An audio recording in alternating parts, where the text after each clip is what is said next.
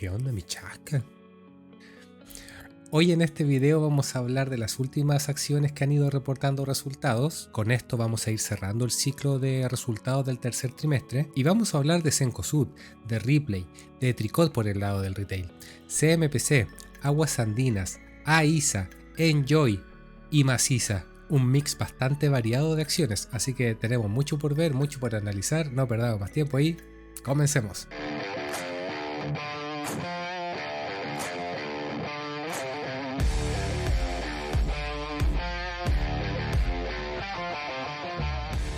¿Cómo está toda mi gente forrada? Sean bienvenidos nuevamente a mi canal. Su amigo Luis estaba medio resfriado, por eso me atrasé un poquitito en este video, pero ya les traigo el análisis, a mi estilo por lo menos, de las últimas acciones que han ido reportando. Tenemos buenas empresas, malas empresas, hay de todo. Como son hartas empresas las que voy a hablar, voy a dejar más que nada el análisis de los resultados para el video público y lo que es la parte del análisis de los estados de flujos, que a veces complementan los resultados o a veces me informa de una realidad un poquito diferente. Eso lo vamos a ver con los miembros del canal. Así que no perdamos más tiempo y partamos por el retail, Cencosud, Ripley y Tricot. Y que antes de partir con el análisis propiamente tal, vamos a echar un vistazo rápido al análisis razonado para ir sacando alguna lectura, alguna información que nos va aportando. Y muchas veces ustedes ven que yo ocupo la plataforma Ticker para ir viendo estos datos, cuando la verdad de las cosas es que mucha de esta información es pública y la podemos obtener de acá. Por ejemplo, rápidamente vemos que en el caso de Cencosud bajaron los ingresos, bajó el EBITDA, bajó la utilidad, bajaba la penetración de marcas propias, ya te va dando algunas luces de que el retail no está muy bien. Si vemos por ejemplo las ventas por país, vemos que están bajando en todos los países salvo Brasil, muy chiquitito, y el promedio me ha bajado un 3%.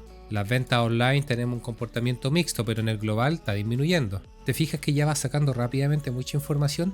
Por ejemplo, aquí estamos hablando del CAPEX, aquí lo tenemos. Y vemos cómo se está enfocando prácticamente en Chile, un poquito Brasil y Estados Unidos. Nada de Argentina, nada de Perú. Incluso te dice cómo va la evolución de su ratio deuda neta EBITDA, que es muy relevante para saber cómo está el nivel de endeudamiento de la empresa. Ahora, lo que no me gusta es que me habla aquí del EBITDA ajustado. Y ahí tú tenés que tener siempre cuidado con los ajustados, porque ahí las empresas hacen sus maquillajes contables y te arreglan los números. Pero en particular, aunque estén arreglados, vemos que está con una deuda neta EBITDA bastante alta. En el caso de Ripley no es tan explicativa el análisis razonado, te da muchos cuadros con mucha información que tú tienes que interpretar finalmente, pero lo relevante que rescato al menos de esta presentación es esto, de que Ripley no lo está haciendo bien, no le está yendo bien al negocio, pero al menos en los siguientes 12 meses no se vienen vencimientos de parte de la deuda que puedan acogotar un poco la empresa, pero sí para 1 o 2 años, ahí es donde yo ya empezaría a tener cuidado. Y no mucho más de Ripley, no nos explica bien la información.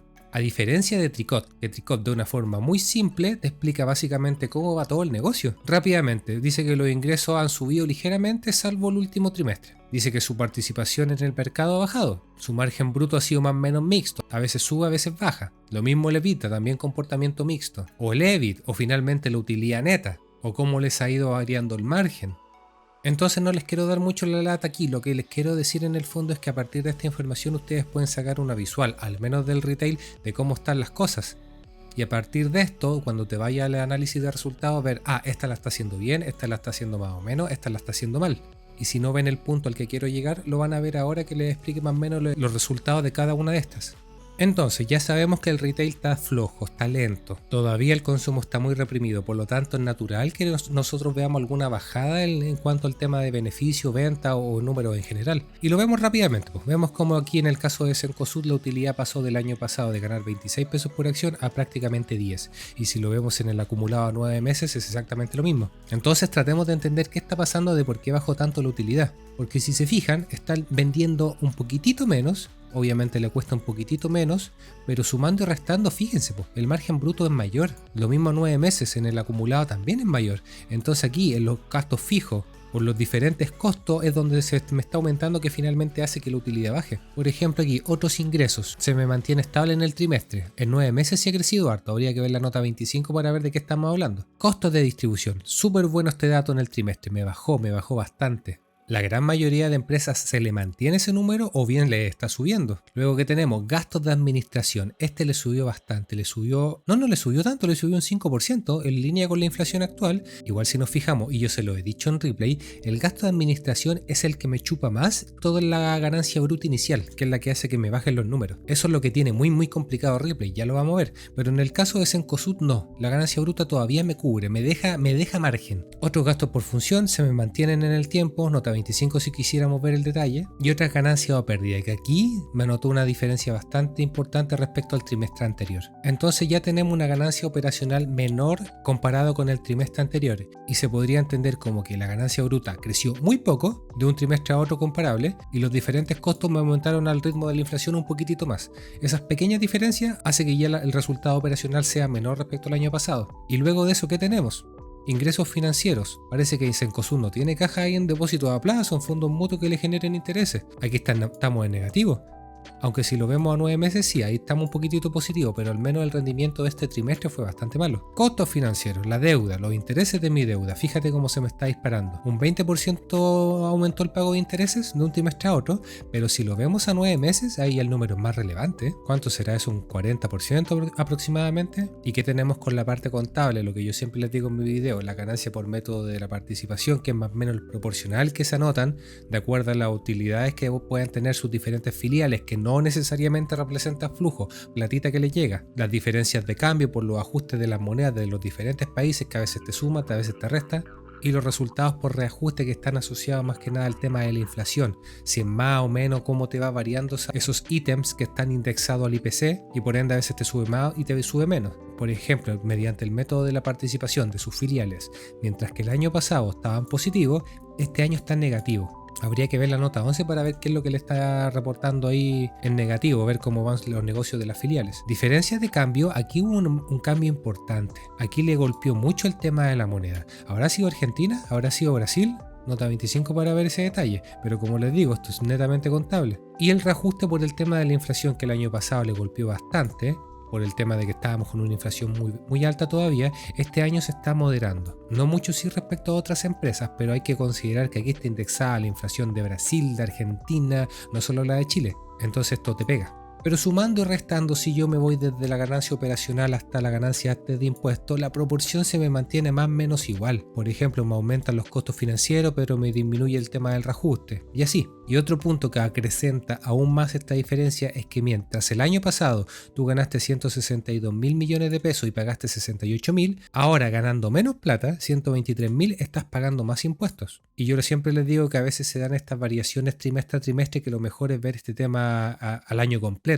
Y a veces no pescar tanto este número, sino que fijarnos en los impuestos en la parte de los flujos. Porque a 9 meses se da más o menos la misma historia, porque el 2022 ganaba más plata y pagaba menos impuestos. Y este año ganando menos plata paga más impuestos.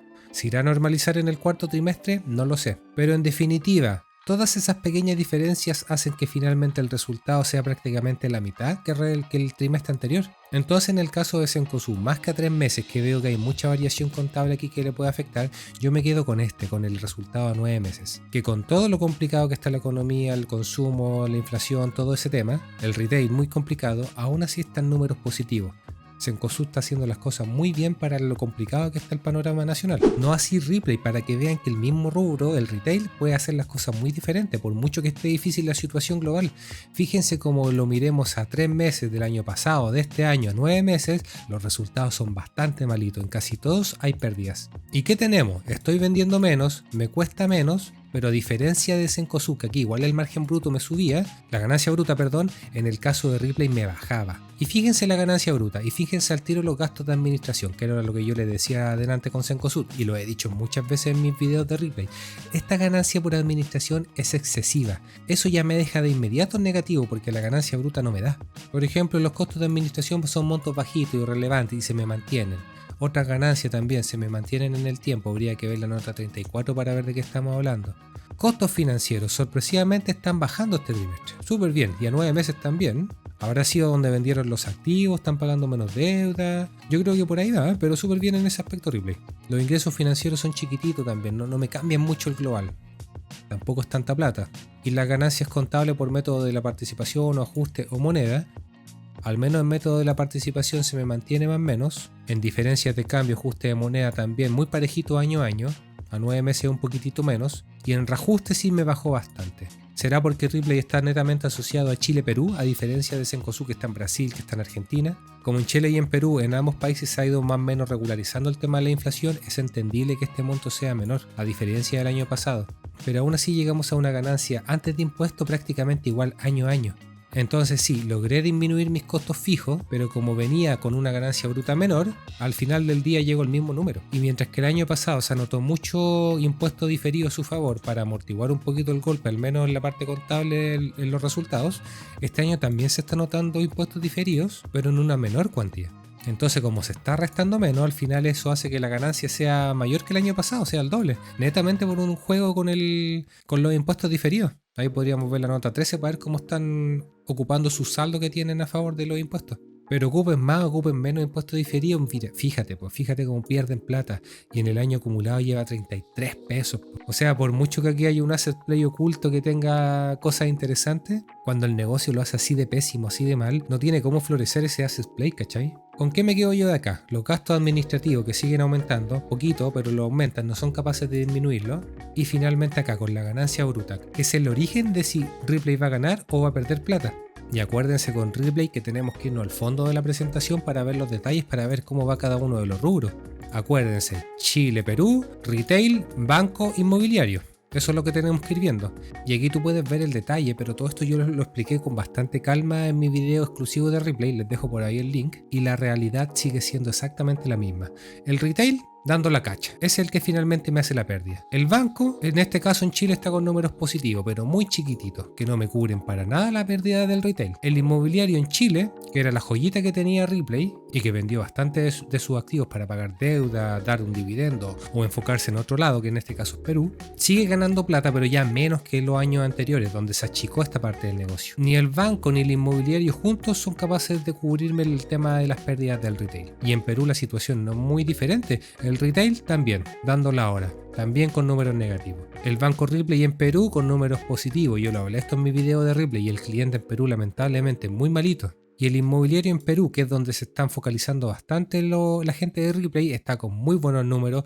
Es por lejos el que le da más plata comparando todas las demás áreas, pero ni eso el inmobiliario me es capaz de cubrir, ni el banco ni el retail, las pérdidas que tienen. Entonces Ripley más de lo mismo, po. Sigue sin darle vuelta al resultado, sigue siendo bastante malito los resultados. Y por último Tricot, que vendría siendo como el hermano chico del retail, pero lo que les quiero mostrar es que sea chico, sea grande, sea mediano, si haces las cosas bien, los números te van a respaldar. Porque por muy complicado que está el retail, como lo vimos en un principio, fíjate los números finales. A 9 o a 3 meses. Estáis en positivo, no estáis en pérdida. A 9 meses fíjate en Tricot cómo le ha bajado la utilidad más o menos al 30%, pero no está perdiendo. Eso es muy importante, que no perdáis plata. Y muy similar a Cencosud. Estoy vendiendo menos, pero los costos se me reducen mucho más. Eso hace que el margen bruto, la ganancia bruta, sea mayor. Costos de distribución se me prácticamente mantienen. Gastos de administración me bajan ligeramente. A 9 meses me suben ligeramente. Eso es lo que tú querís ver, que son capaces de controlar esos costos, no como en Ripley, que año a año, trimestre a trimestre me van subiendo. Y son mayores que la ganancia bruta. En el caso de Tricot no, es menor. Por lo tanto ya sé que algo me va a quedar al final del ejercicio. Otras ganancias son montos menores. Ingresos financieros subieron súper bien. Costos financieros aquí bajaron mucho este trimestre, pero ojo aquí, hay que verlo a 9 meses. Y ahí me han aumentado. Ahora no me han aumentado tanto como en otras empresas. Y los montos son bastante chiquititos respecto a la ganancia bruta que yo tengo, por lo tanto no me quitan mucho. Cambios por moneda extranjera que le pegó bastante este año, pero es más contable. Y las partes por reajuste que el año pasado, mientras que la castigaba, este año ya está en positivo. Pero esto es contable, como les digo, no hay que pescarlo mucho. Ahora ojo, tuve una ganancia antes de impuestos, pero después me sumé impuestos. Están ocupando del comodín de los impuestos diferidos también. Eso hace que la utilidad después de impuestos sea un poquitito mayor. Pero al margen de que esté ocupando los impuestos diferidos a tu favor, lo importante es que antes de impuestos ya estoy en positivo. Habría que ver la nota 13 de qué están haciendo, porque yo me fijo que todos los trimestres a 9 meses del año pasado están ocupando a su favor estos impuestos. A lo mejor tienen mucho saldo.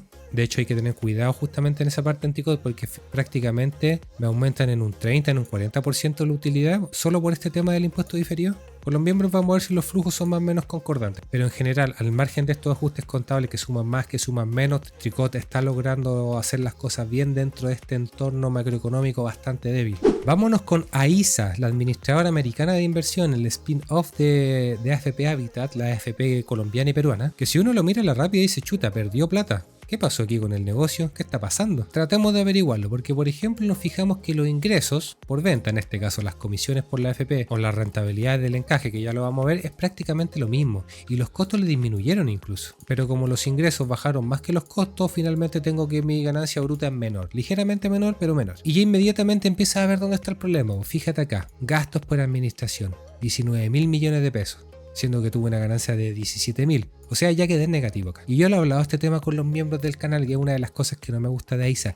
Este gasto de acá es particularmente muy alto. Si yo lo comparo con AFP Provida, Habitat, Plan Vital, es un porcentaje menor. Pero en AISA es bastante alto este número. Eso no me gusta. Se me van muchas lucas ahí. Entonces ya estoy en negativo, la ganancia operacional ya está en negativo. Lo que venga después me puede amortiguar el golpe, pero no va a cambiar mucho la foto. Ingresos financieros, la caja me está sumando bastante, me amortigua bastante, pero aún así quedo en negativo. Costos financieros, ahí se prácticamente no tiene deuda, así que estos números son menores, no me afectan mucho. Y los cambios contables, que son bastante menores este trimestre en particular, no me afectan mucho. Entonces estoy con pérdida antes de impuestos, pago el correspondiente impuesto y aumenta mi pérdida en el trimestre al menos. En el acumulado voy un poquito mejor, a 9 meses por lo menos. Entonces aquí, para entender bien qué está pasando, hay que ver dos ítems, que serían los ingresos, por qué se me disminuyeron un poquito respecto al año anterior, y aquí los costos de administración, por qué me están aumentando tanto, dónde se me va tanta plata. Vámonos primero a los gastos de administración, que de verdad a mí de verdad no me gustan. Los sueldos subieron muy poquitito este trimestre, pero a 9 meses sí han subido bastante más. Gastos de administración también subieron bastante, a 9 meses lo mismo. Gastos de computación bajaron un poquitito, 9 meses lo mismo. Y el resto de los ítems más que nada se me mantiene. O sea, en el fondo esto está acá, gastos de administración y los sueldos. Eso es lo que me hace finalmente subir los gastos de administración en general. Así que son bastante buenos para gastar plata en la gente. Habría que ver sobre todo este gasto de administración. Me gustaría saber de qué trata. No me da el detalle, lamentablemente. Y la nota 23, que me habla de los ingresos de la FP AISA, creo que es la más relevante cuando uno analiza los estados de resultados de esta empresa en particular, porque esa es la que te explica bien qué es flujo, qué no es flujo, si es bueno, si es malo los resultados que estamos viendo. Entonces, ¿qué tenemos que entender acá? Perú y Colombia. Aquí le marco la separación. Acuérdense que tiene unos pequeños ingresos por algunos edificios que arrienda, pero son menores respecto al global. Aquí está, pues justamente los ingresos por arriendo, que me subieron año a año. Y a 9 meses también es lo mismo, pero muy chiquitito respecto al total. Luego, ¿qué tenemos en Perú? En Perú me bajaron bastante los ingresos por comisiones. Y acuérdense que en Perú hay un cobro por el saldo, por lo tanto yo diría que el saldo de la plata de los peruanos en la AFP ha disminuido. Creo que había una noticia por ahí de un posible nuevo retiro del 10% en Perú, que eso le golpea directamente a los posibles ingresos que cobra AISA. ¿Y qué más tenemos en Perú? La rentabilidad por el encaje, que fue positiva. Y acuérdense que esto es contable, porque no es plata que estén materializando en cash todos los días. Lo que importa son acá las comisiones. Esta es la parte donde viene el flujo, donde vienen después los dividendos. Entonces Perú nos bajó. Y si vemos Colombia, más o menos lo mismo, pues. Los ingresos por las comisiones también bajaron. A 9 meses han crecido ligeramente, pero al menos este trimestre disminuyeron. Y la rentabilidad por encaje en Colombia también fue negativa. Igual de negativa que el trimestre anterior. En el acumulado quizás va un poquito mejor, pero no deja de ser. Y estas utilidades son muy chiquititas, estas las podemos ignorar. Que son por la administración de fondos, si mal no me recuerdo. Entonces, ¿qué tenemos con AISA? Mucha pérdida por encaje o ganancia ínfima en Perú, y que los ingresos por comisiones prácticamente han mantenido o han disminuido un poquitito. Entonces, si yo tengo más o menos los mismos ingresos, pero después me suben los costos fijos, eso hace que o gane cero, o bien en este caso pierda plata, como lo estamos viendo acá. Así que malito la verdad los resultados de AISA. Ahora yo creo que son particularmente malos este trimestre, no creo que sea la tónica de aquí en más. Pero a mí en lo particular, ¿por qué no me gusta AISA? ¿Por qué no la tengo? Es por esto. Gastos de administración, considero que son muy altos. Las otras AFP son mucho mejores en ese aspecto. Seguimos con Enjoy, que es lo peorcito que tiene nuestra bolsa chilena, que aún así hay mucha gente que invierte en Enjoy esperando que el golpe de suerte y alguien compre los casinos, qué sé yo, y esta cuestión se nos dispare. Lo cierto es que está ganando menos plata que el trimestre anterior, en el acumulado va horrible. Fíjense que en 9 meses ha perdido 1,3 pesos por acción y creo que vale como 0,6. O sea, ha perdido más de lo que vale en bolsa, una cuestión muy rara. Pero rápidamente, está ingresando menos por venta, le está costando más, obviamente. Mira el margen bruto que me deja, chiquitito, ínfimo. La gente no está yendo al casino y me cuesta más. Gastos de administración prácticamente se me mantienen. No tengo otra ganancia, tengo pérdidas. Ya estoy en negativo aquí. Los intereses de la deuda me siguen aumentando. La parte contable que no es flujo, pero aún así también negativo. Las diferencias de cambio golpeándole por alguna moneda, el dólar o el peso uruguayo. El reajuste le está pegando también, pero menos. Entonces no hay nada rescatable, po. Nada rescatable en Enjoy, no hay por dónde. Entonces por mucho que ocupen los impuestos diferidos a tu favor para amortiguar el golpe, igual, pues tenía una pérdida gigante de utilidad. Peor que el año pasado, en el acumulado 9 meses también, peor. No hay mucho más que analizar en Enjoy, pues si es tan simple como eso. Principalmente arriba, fíjate cómo las ventas apenas me cubren los costos. Creo que esto lo hablé en mi video de Enjoy, dice la mirada más global, que en el fondo vemos como año a año se ha ido deteriorando este tema. Ahora la pregunta del millón, ¿cuánto le queda a Enjoy, po? ¿Hasta cuándo se nos acaba la platita? Veámoslo en el balance rápidamente.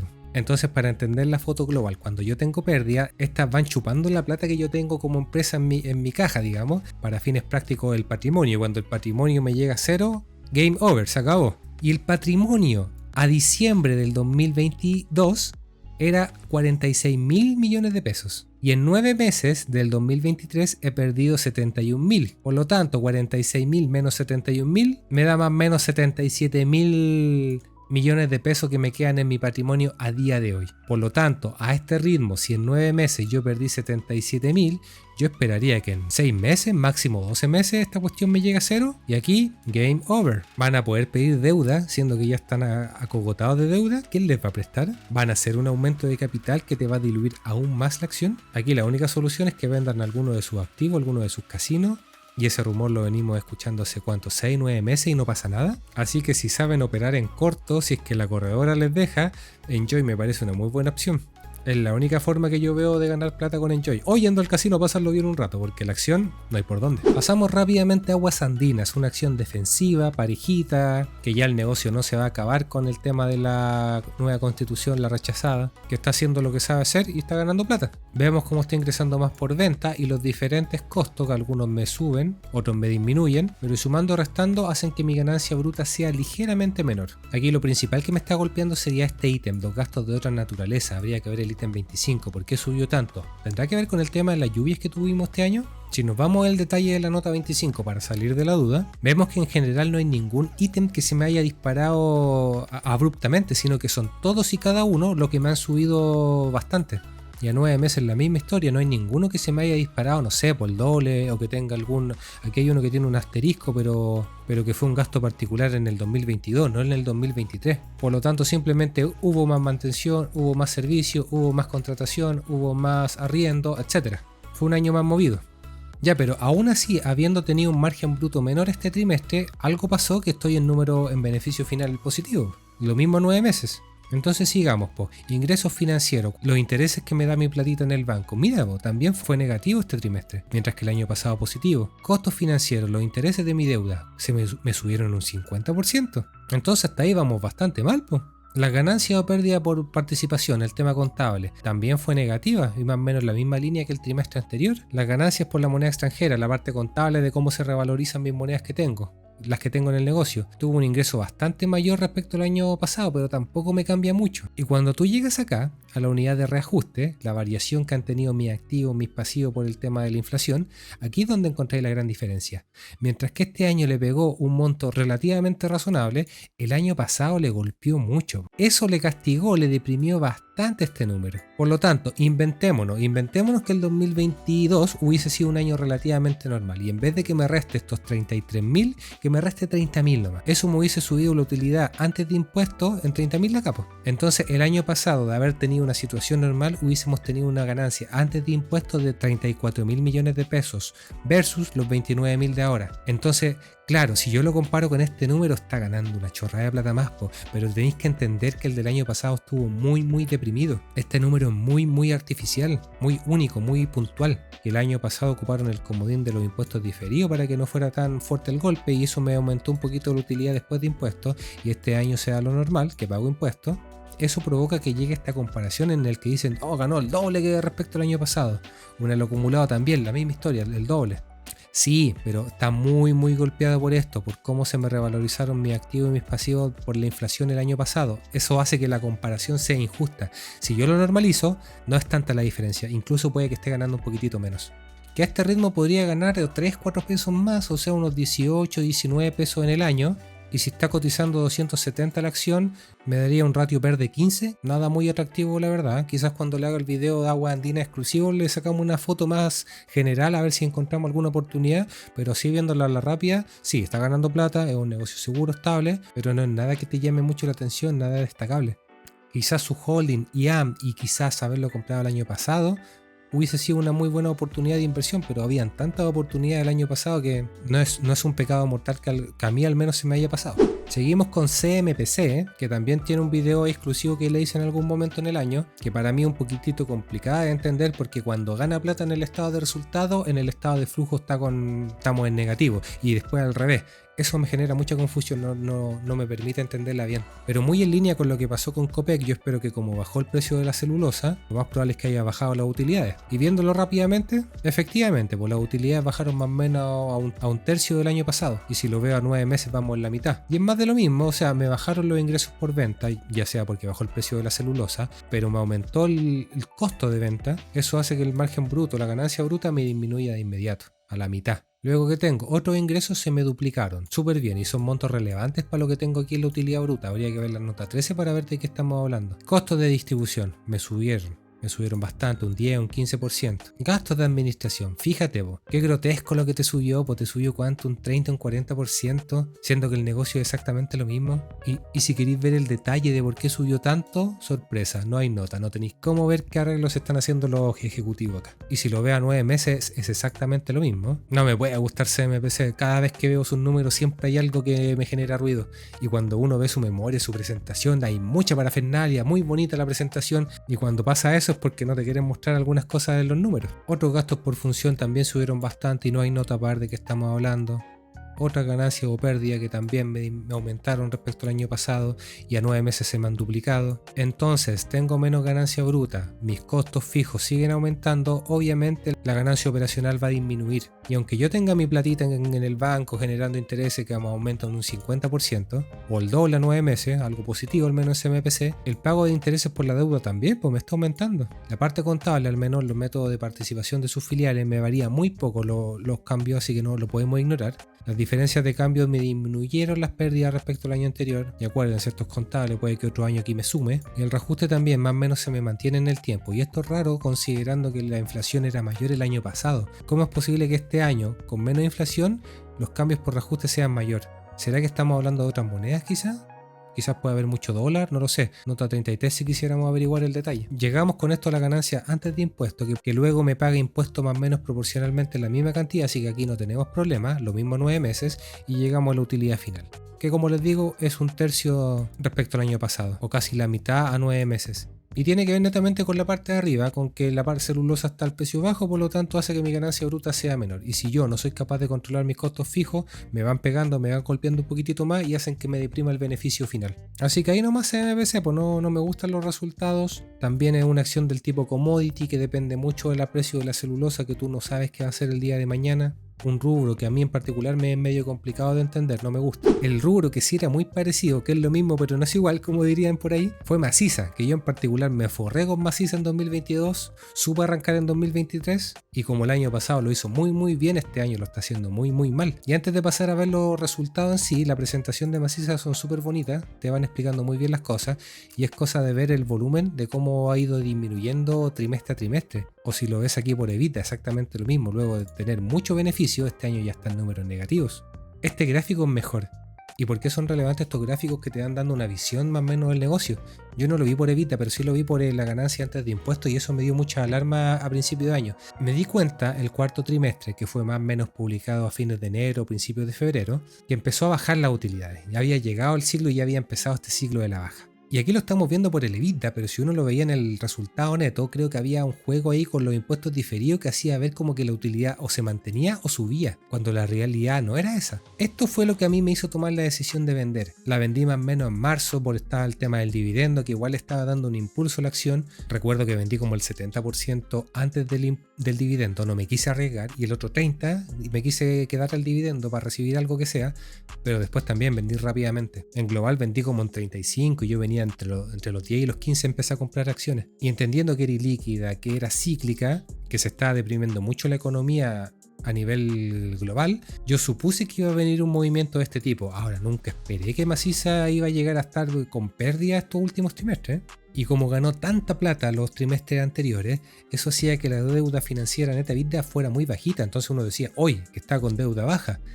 Pero después, como te baja tan agresivamente el beneficio, en este caso la EBITDA, eso hace que el ratio te aumente mucho teniendo exactamente la misma deuda. Entonces, ¿qué te quiero decir? Que los 0,8, 0,6 no eran particularmente ni muy buenos, ni este 4,2 eran particularmente malos. Hay que entender que en 3 meses, 6 meses, un año, esta cuestión se va más o menos normalizar y va a llegar a un rango de ¿cuánto? ¿Del 1 al 2? Ahora, la parte fea de Maciza, que yo viendo este gráfico, es que está renovando mucha deuda a día de hoy, y no es poca plata. Y ya no está generando las mismas lucas. Y el 2024 sigue con este tema, o sea, va a renovar mucha deuda a tasas altas. Y si el negocio no le da lucas, ándate cabrito. Con lo que le acabo de explicar es suficiente para que no se entusiasmen mucho con Maciza, al menos en el corto plazo. Yo tendría mucho cuidado. Por eso es importante, si queremos maximizar nuestro rendimiento en bolsa, estar trimestre a trimestre monitorizando nuestras acciones preferidas.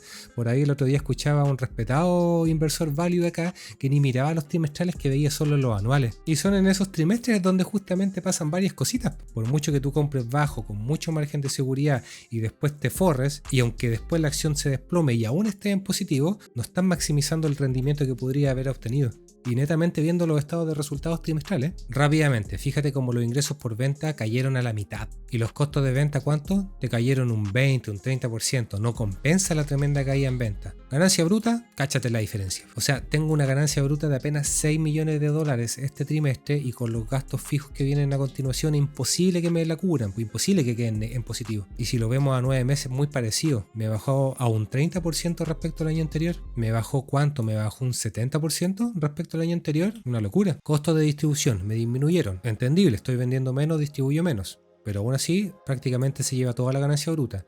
Gastos de administración crecieron ligeramente. Podría considerarse positivo que, dado el contexto actual, lo estén manteniendo. Ahora, si yo lo veo a 9 meses, me han crecido más o menos un 15%, y lamentablemente no tenéis cómo ver aquí el detalle. Costos financieros, justamente lo que te estaba diciendo. Como están renovando tanta deuda en 2023, fíjate cómo está creciendo el pago de intereses, porque te creció un 50%, a 9 meses la misma historia. Y ajustes por moneda o reajustes, y uno fue negativo, uno positivo, no me varía mucho la foto. Ahora, si son atentos, me salté un punto, el que está acá, otros gastos, y creció mucho de un año para otro. Es un valor importante, son 15 millones de dólares. ¿Qué está pasando ahí? Nota 26. Entonces tú, cuando llegas al detalle, aquí está justamente los 15 millones de dólares, y ves que hay dos ítems que crecen bastante, que por un lado son 3 millones de dólares a 3 meses y casi 8 a 9 meses, plan de reestructuración. O sea, como le están bajando las ventas, estos viejos están seguramente despidiendo a harta gente, están pagando harta indemnización. Yo creo que va por ahí, o están recontratando, algo deben estar haciendo ahí, una reestructuración. Pero principalmente se lo está llevando a otros gastos por función, letra A. Y la letra A nos dice que en el periodo bla bla bla se provisionaron gastos por un juicio tributario en Colombia. Entonces, ¿qué es lo importante de esto? Que ellos se están anotando en el estado de resultados esta pseudo pérdida, pero no es platita que le haya salido del negocio. Ahora, si lo están provisionando, seguramente ven que el panorama es bastante negativo, en algún punto van a tener que pagar esa plata. Hay que estar monitorizando ese tema, cómo evoluciona, pero no es bueno. Entonces, ¿qué quiero que entiendan? Que esos 15 millones de dólares es algo que se están anotando en el libro, pero no es plata que sale todavía. Hay que esperar para ver si finalmente sale o no sale. Al margen de eso, si nosotros normalizáramos esos 15 millones de dólares y los ignoráramos, igual la ganancia antes de impuestos sería menos 10 millones de dólares. Igual estaríamos en pérdida. Y aquí no ocuparon el comodín de los impuestos diferidos, o quizás sí lo ocuparon, pero igual están pagando algo de impuestos. Aún así estoy en pérdida. y estoy con estos 0,0334 que creo que eran 2 pesos por acción. Casi 3 pesos por acción según la calculadora. Pero si yo normalizo, ignorara las provisiones por este juicio en Colombia y dijera que esta pérdida en vez de 25 son 10 millones de dólares, eso es más o menos que perdió en el trimestre 1,2 pesos por acción. Da lo mismo como lo interprete. Es malo el resultado de Macisa, está perdiendo plata. No es la Macisa del 2022 y yo lo dije, lo advertí. Hice mi video explicando por qué estaba viendo esta proyección. No pensé que iba a ser tan malo, yo pensé que iba a disminuir, iba a ganar plata, muy poquita plata, pero iba a ganar. No que iba a entrar con estas tremendas pérdidas. Ojalá que a alguno le haya servido mi video, haya complementado el análisis y le haya servido, haya podido arrancar de Macisa, como lo hice yo. Muchas gracias Macisa, me forré, me fui a la siguiente. Así que con esto estamos terminando el análisis de resultados del tercer trimestre de las empresas chilenas. Les traje hartos videos, me voy a dar un descanso. Todavía tengo la voz un poquito media resfriada. Con quienes no paro y no da descanso es con los miembros del canal que están apareciendo aquí. Muchas gracias, estimados miembros, por estar ahí patrocinándome, ser parte de la membresía. A los miembros de Entusiasmas Plata y Forrado Oro, como parte de sus beneficios en el video extendido, vamos a analizar estas mismas empresas y vamos a ver los estados de flujo para ver si encontramos la misma realidad o vemos que hay algo diferente y los resultados son un medio mentiroso y están generando flujo. Yo he analizado en mis otros videos públicos de esa forma y vemos cómo hay concordancia y a veces hay cosas diferentes. Y eso como parte de sus beneficios, pero también en agradecimiento ahí por estar ahí patrocinándome. Así que reitero mi agradecimiento, estimados miembros. Muchas gracias. Y antes de despedirme, recordarle que este video es netamente mi análisis propio personal de los resultados, la opinión propia que yo tengo de ellos, que yo me hago en base a lo que sé. No es para nada una recomendación de compra o de venta de estas acciones. Cada uno tiene que invertir de acuerdo a su propio análisis, su aversión al riesgo y su estilo de inversión, que puede ser totalmente diferente al mío. Solo comparto mi opinión personal para que ustedes la contrasten con la propia. Nada más, podría fácilmente estar cometiendo alguna equivocación. Ahora sí me despido, mi gente, espero les haya gustado el video, les haya sido de utilidad, denle like si les gustó y nos estaremos viendo próximamente en un siguiente video. Cuídense todos, que estén bien, nos vemos, chao.